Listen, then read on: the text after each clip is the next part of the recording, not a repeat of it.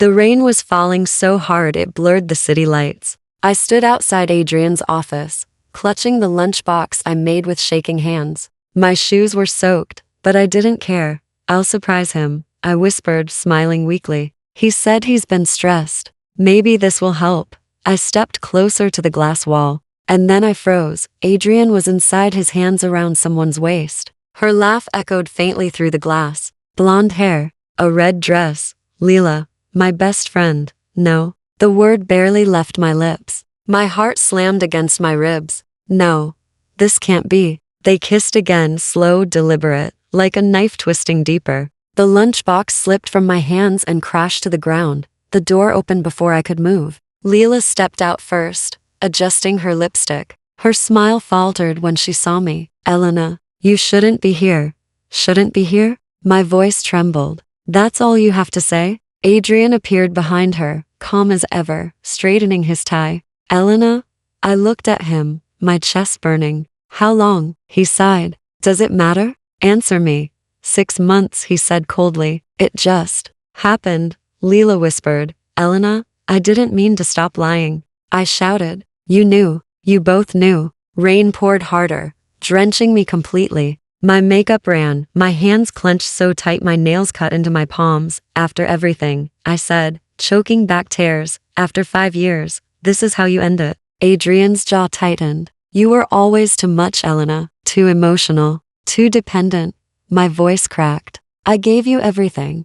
And I didn't ask for everything. He looked away. You were never enough. Those words hit harder than the rain. For a second, the world stopped moving. My breath caught in my throat, and all I could hear was the echo of that sentence repeating again and again. Leela reached out. Elena, please don't touch me. I stepped back. You took everything from me, my best friend, my love, my future. She started crying. I didn't mean to fall in love with him. I laughed bitterly. Then you're both perfect for each other. You destroy and call it love. Adrian's voice hardened. You're making a scene. I stared at him, trembling. A scene? You destroyed my life in there, and you're worried about appearances? He exhaled in irritation. Just go home, Elena. Don't make this harder. Something inside me snapped. Harder? You think you've seen hard? You have no idea what you've done. He turned away, his voice cold. Goodbye, Elena. I stood there for a moment, watching the man I once loved walk back inside with the woman who used to be my sister and everything but blood. The rain drowned out my sobs. My knees hit the pavement, and I picked up the broken lunchbox with trembling fingers. The soup had spilled, mixing with rainwater, like blood spreading on concrete. I whispered, you were my whole world. A voice inside me answered, cold and bitter. And now, he's burned it to ashes. I walked away, my heart pounding in my ears. Each step felt heavier than the last. The city lights blurred behind tears, and I told myself, don't look back. But I did. One last time. Through the glass, I saw him hold Leela like I never existed. That was the moment I died, not my body, but the part of me that still believed in love. I whispered to the rain, you'll regret this, Adrian. And as thunder cracked above me, I made a silent promise to the pieces of my shattered heart. I won't stay broken. Not forever. 2 days. That's all it took for my world to collapse completely. When my manager called me into her office, I already knew. Elena, she said softly, the company's restructuring. We're letting you go.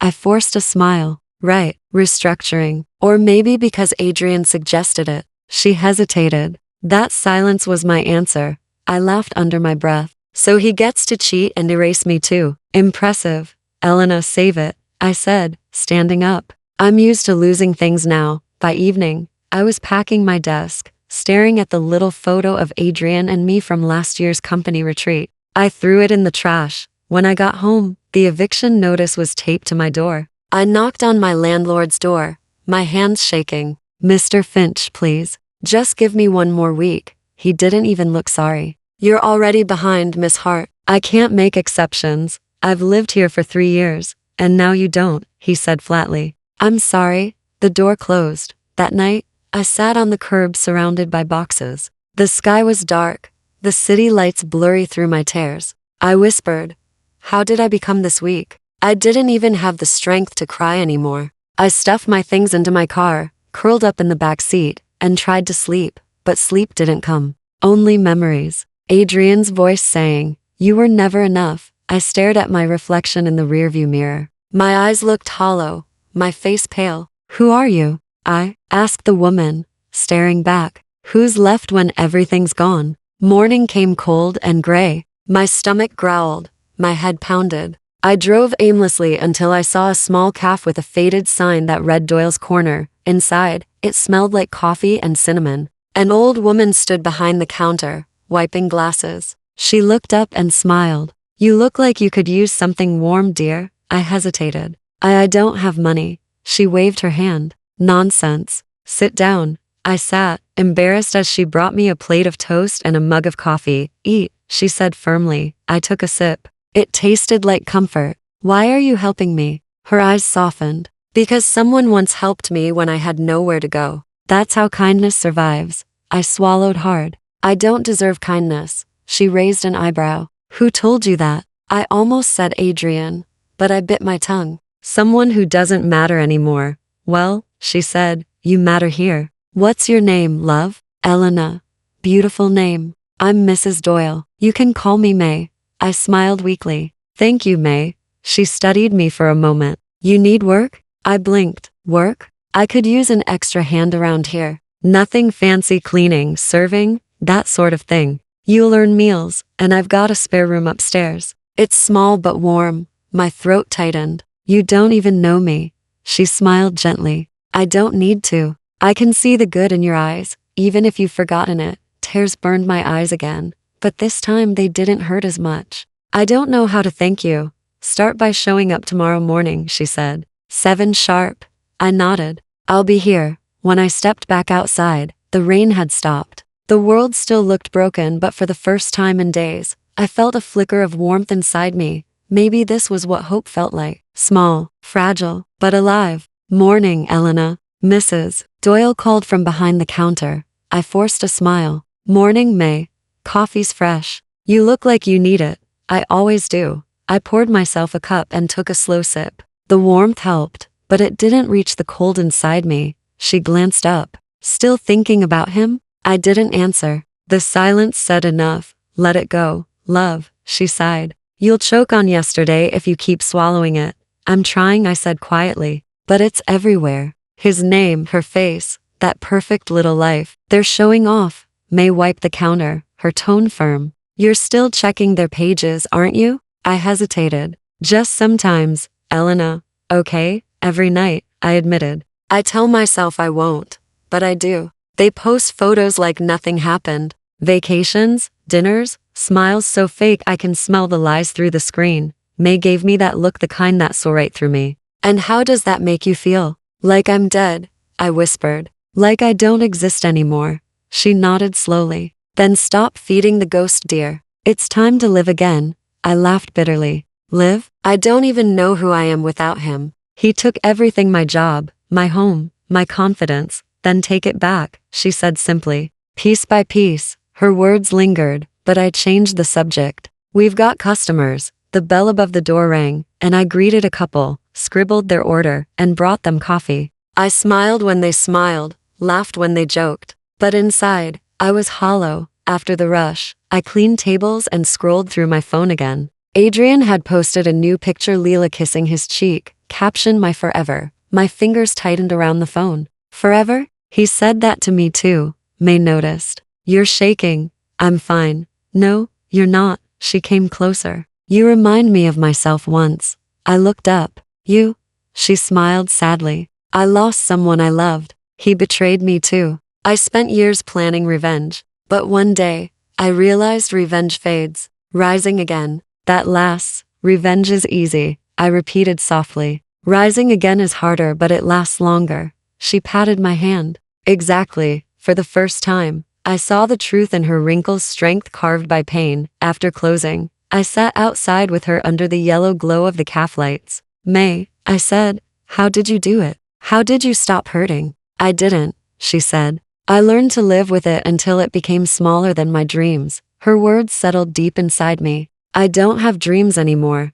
"Then start new ones," she said gently. "Something that's just yours." That night, I lay awake in the tiny room upstairs. The moonlight spilled across the floor, and the phone screen glowed beside me, Adrian's smile mocking me from another post. I stared at it for a long time, then whispered, "No more." I deleted every photo, every message, every trace of him. My hands shook, but my chest felt lighter. In the silence, I whispered to myself, "I won't stay broken." The words felt fragile but real, like a heartbeat after drowning. May's voice echoed in my head, "Rising again lasts longer." And for the first time, I believed it might be true. "I'm really doing this," I whispered to my reflection. The scissors hovered in my hand. My long hair, Adrian always said he loved it. That was reason enough to cut it.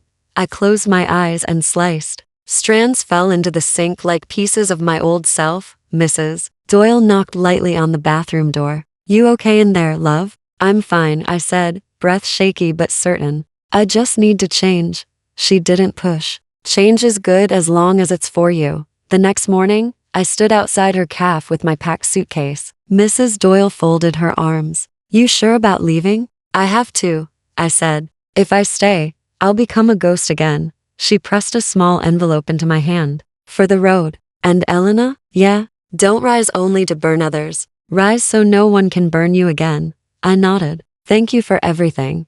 I sold my car that same afternoon. The money wasn't much, but it was enough for a train ticket and a tiny rented room in the city. The first night, I sat on the cold floor, staring at the blank walls. "This is it," I said. "No more crying. No more waiting for someone to save me." The next day, I signed up for evening classes: business management, branding, digital marketing. The receptionist raised a brow. "Full schedule. You sure?" "I don't have time to be unsure." Classes were hard. I returned home exhausted, hands trembling from stress and caffeine. But every lesson felt like a weapon I was sharpening. One evening after class, a man stopped me outside the building. Tall, quiet, sharp eyes behind silver-rimmed glasses. "You're the girl who asks all the questions," he said. I stiffened. "Is that a problem?" He shook his head. "It's impressive." He extended a hand. "Noah Blake, Elena." I didn't take his hand right away. He smiled faintly. "I run a small investment firm.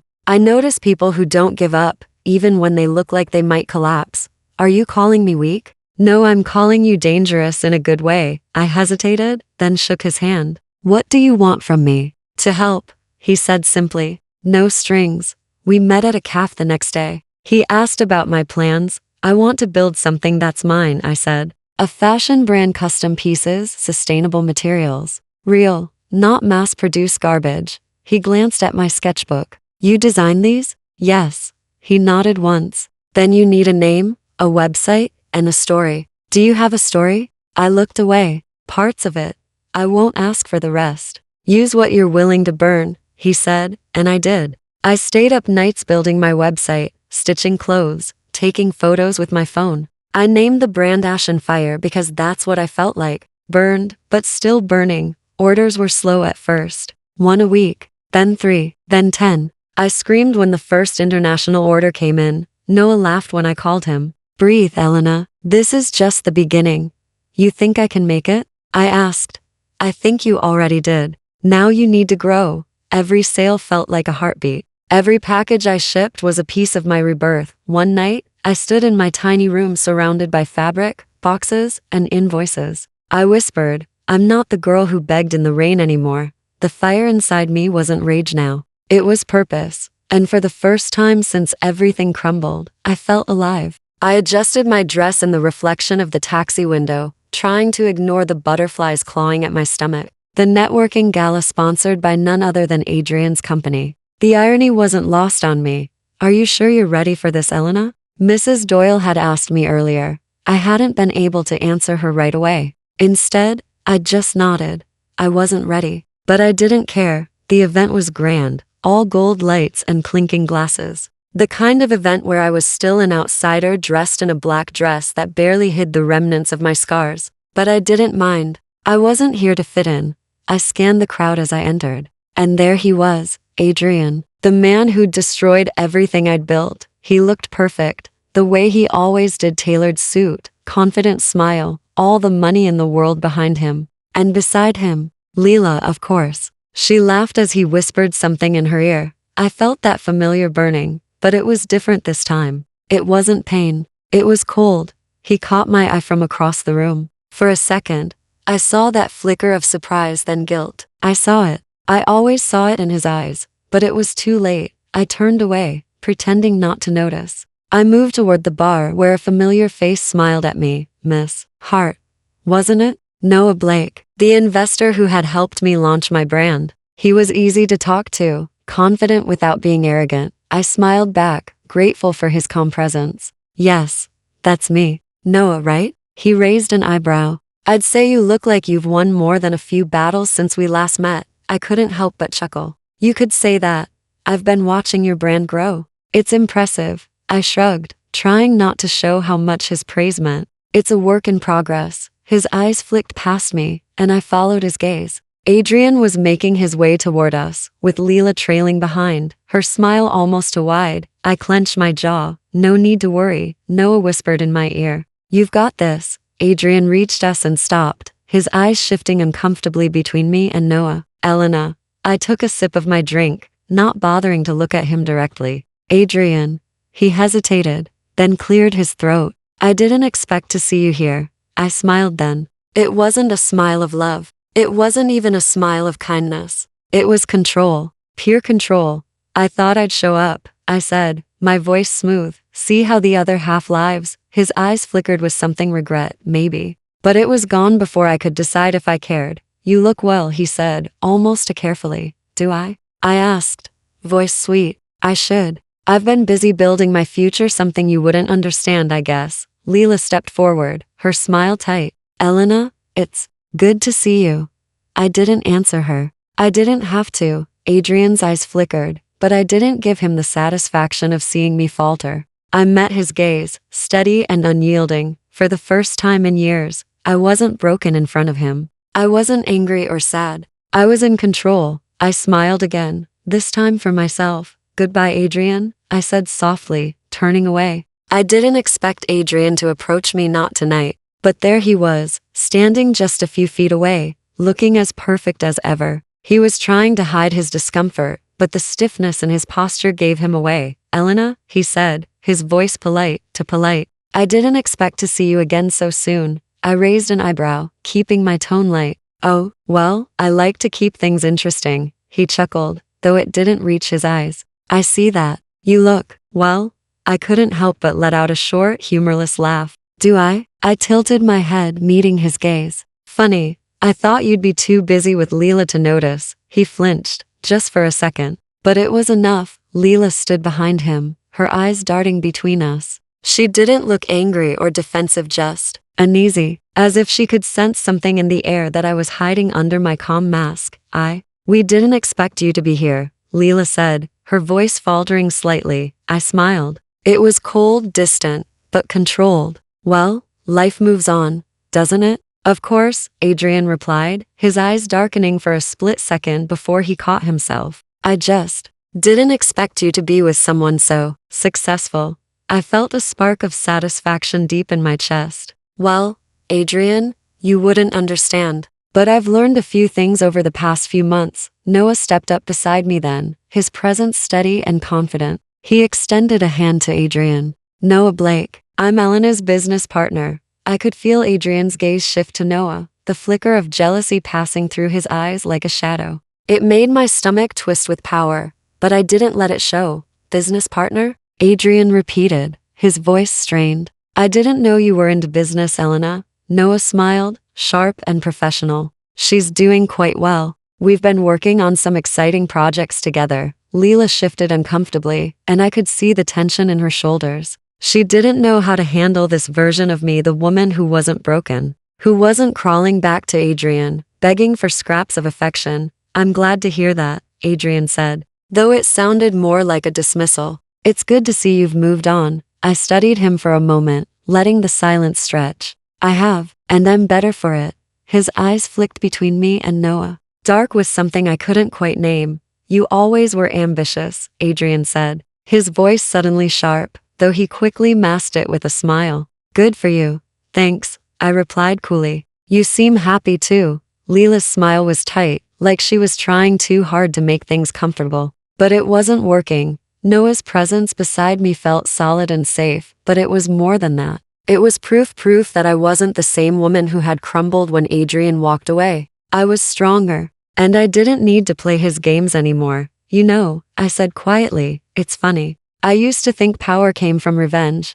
I paused, watching Adrian's face carefully. But it doesn't. It comes from silence, from success. Adrian's smile faltered, just for a second. But in that moment, I knew it was true. I wasn't broken anymore. The first whisper came through the grapevine at the cafe, a rumor about Adrian's company financial troubles, internal strife. I felt a cold thrill run through me, but I didn't let it show. Not yet. I sipped my coffee, pretending to care about the small talk around me. But all I could think about was the confidential report I'd accidentally come across months ago. I could still hear Adrian's voice in my head, cold and dismissive. You were never enough. Now, he was the one who wasn't enough. It didn't take long before I acted. The email I sent that night was simple, clean, neat, nothing suspicious. Just a few attachments of insider documents, enough to stir the pot. I'd made sure to cover my tracks, of course. No one would ever suspect the woman who was starting over.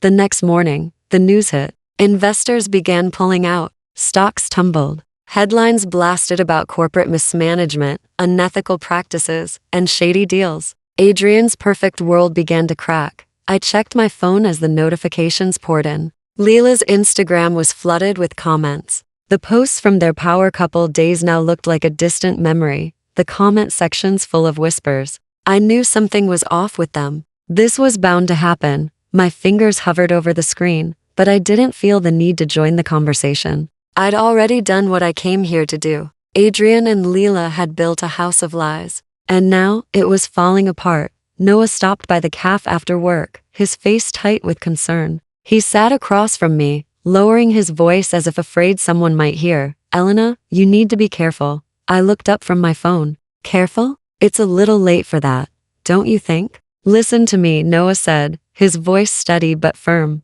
You can't let this vengeance consume you. It's dangerous. They're already falling. You don't need to push them any further. I bit my lip. I'm not pushing anything. Karma's doing its job, he sighed, rubbing his forehead. But you're getting too close to it. You're not the same person you were, Elena. I've seen you fight for yourself, for your future. But this is different. It's not healthy. I glanced at my phone again, where the headlines were only getting worse. Adrian's face was everywhere, panic in his eyes, his company crumbling. I'm fine, I said, trying to sound convincing. But it was a lie. You're not, Noah replied quietly. You're letting this take over your life. This isn't the woman I helped build her brand. This isn't who you are. I paused. The truth hit me like a ton of bricks. I wasn't just rebuilding myself anymore. I was tearing them down brick by brick, and I didn't know how to stop. But I'm winning, I said softly, my voice trembling just slightly. Noah leaned in, his expression soft but worried. Winning what, Elena? Their downfall? Or your soul? I didn't have an answer. The weight of his words hit harder than I expected. But the truth was, I didn't want to hear it. I wasn't ready to stop. Not yet. I can't go back, I whispered. Noah stared at me for a long moment, then slowly stood up. I hope you find your way, Elena, but I can't help you if you lose yourself in this. He left, leaving me alone with the buzzing of my phone, the gnawing feeling in my chest, and the harsh reality that I might have crossed a line I could never uncross. But for now, all I could focus on was watching Adrian and Leela's world crumble. I didn't care about the cost. I was wiping tables in the cafe when the news played on the television mounted on the wall. Adrian's company logo flashed across the screen, followed by the words financial collapse. I froze. Customers turned to look. Some whispered. I stayed silent. My phone buzzed. Again and again. Adrian. Voicemails. Messages. Missed calls. I let it ring. Minutes later, the cafe door swung open. Adrian stood there, hair disheveled, eyes frantic. He looked nothing like the man who once stood above everyone. Elena, he breathed, walking toward me. I need to talk to you. I set the cloth down slowly. You shouldn't be here, please, he said, voice cracking. Just listen.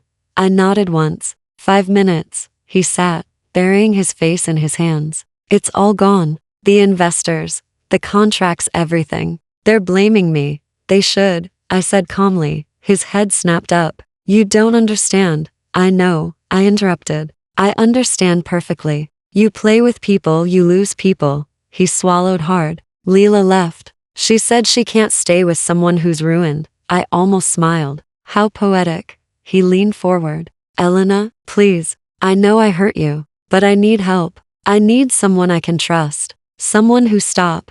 My voice was cold. You lost the right to ask me for anything the day you betrayed me. He stared at me like he didn't recognize the person sitting across from him. You're different. Yes, I said. Because I had to be. His eyes glistened. I miss who you were.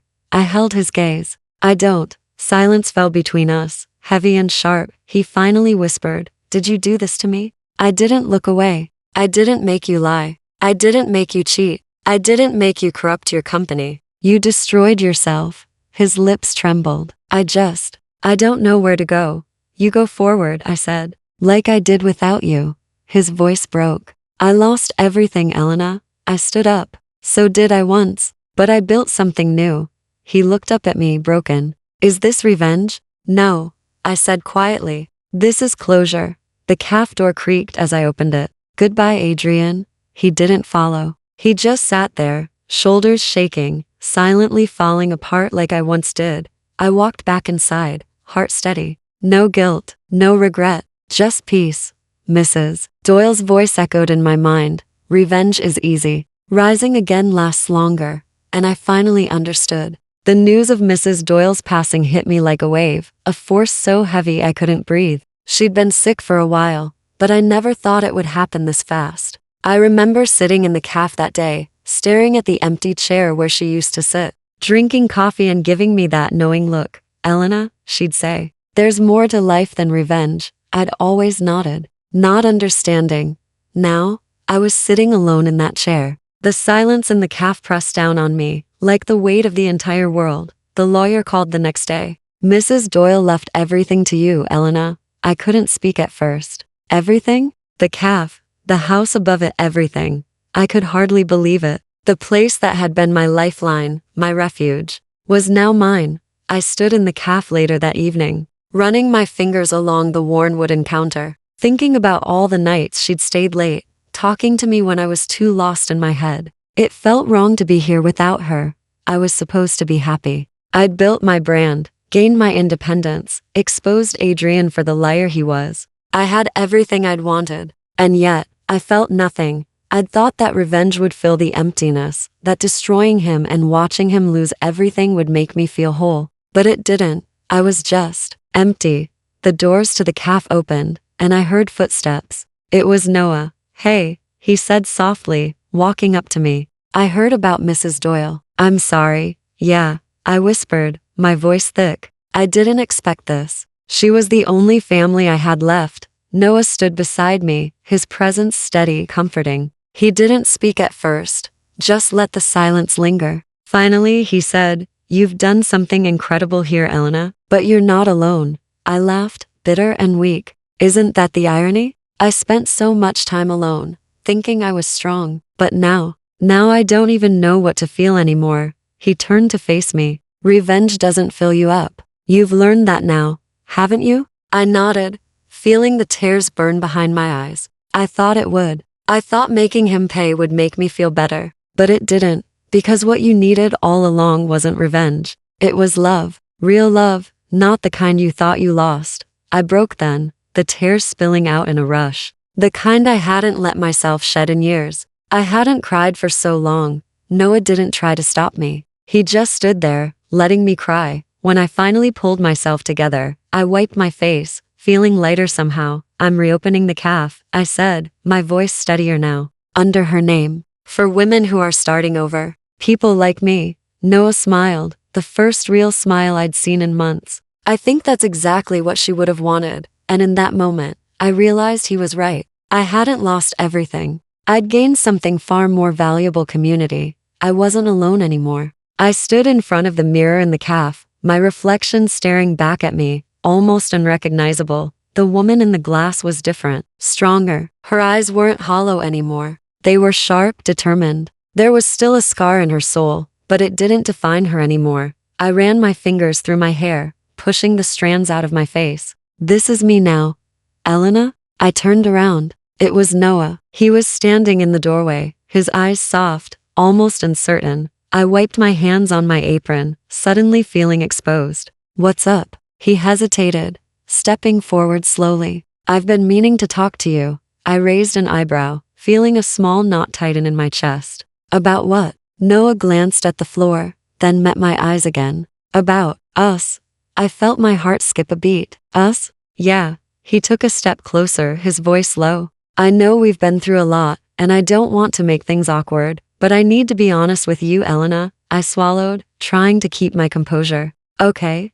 I've developed feelings for you. More than just friends or business partners. My breath caught, and for a moment, I didn't know what to say. He was standing there, looking at me like I was something he wanted, and a part of me wanted to feel the same way. But another part, my heart, the one that had been broken and rebuilt, was still healing. I care about you too, Noah, I said softly, my voice steady but firm. But I need time to heal, to figure out who I really am without all the mess that's been in my life. Noah nodded, a small understanding smile tugging at his lips. I get it. I'm not going anywhere. I just wanted you to know. I nodded, a weight lifting from my shoulders. I could feel the old, aching parts of me soften, not because I had someone to lean on, but because I was standing on my own. You're an amazing person, Elena, Noah continued, his voice filled with sincerity. And whatever happens, I want to be there for you. I smiled, the first real smile I'd given in weeks.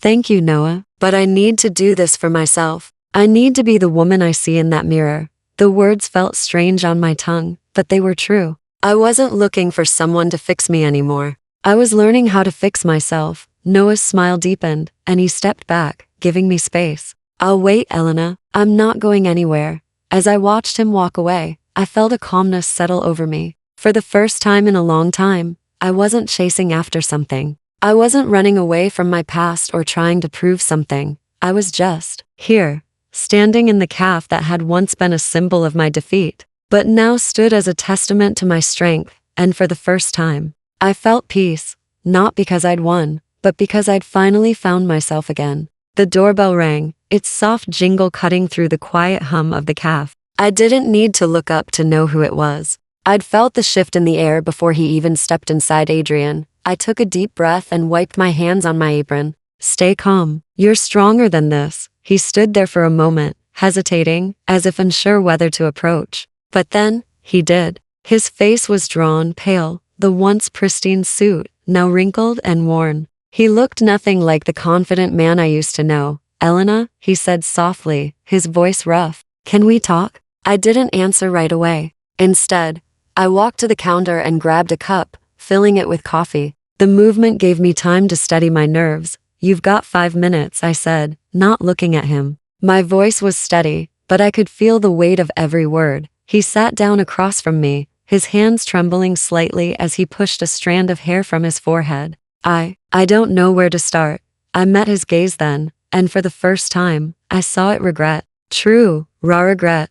I lost everything, Elena, he said, his voice cracking. Everything I worked for, everything I thought I had. It's all gone. The company, Leela, everything. I nodded slowly, letting the silence stretch between us. He wasn't asking for sympathy, but he was asking for something. Maybe forgiveness, maybe understanding. You should have thought of that before you decided to destroy everything I cared about, I said quietly. Before you decided that I wasn't worth your loyalty, your honesty, your love. His eyes dropped to the table, and I saw him swallow hard. I was selfish, he whispered. I was stupid, and I didn't see what I had until it was too late. You were everything to me. I felt a flicker of something inside me, a soft, almost fleeting pang of the love I used to feel for him. But it was gone as quickly as it came.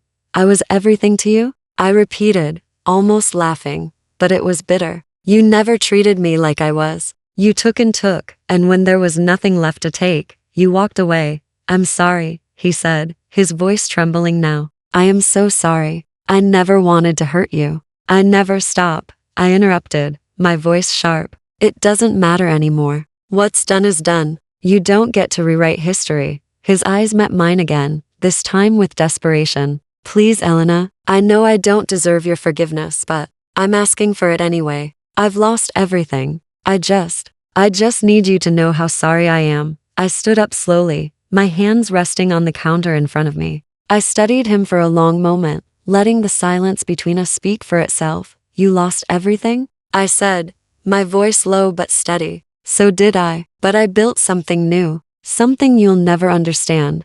I could see it then, the flicker of realization in his eyes. He understood, but it didn't change anything. I looked at him one last time, the man who had once been my whole world, now reduced to a shadow of what he once was. I'm not who I was when you left me, Adrian, I said, my voice calm. And I'll never be that person again. He didn't speak, didn't try to stop me, but I could see the pain in his eyes. And in that moment, I realized he wasn't the one I needed to forgive. I walked toward the door, my footsteps echoing in the stillness. As I opened it, I turned back to him, the finality of the moment settling in. You were my past, I said softly, and that's where you belong now. I stepped outside, the door swinging shut behind me. The cool night air hit me, but it felt good, alive.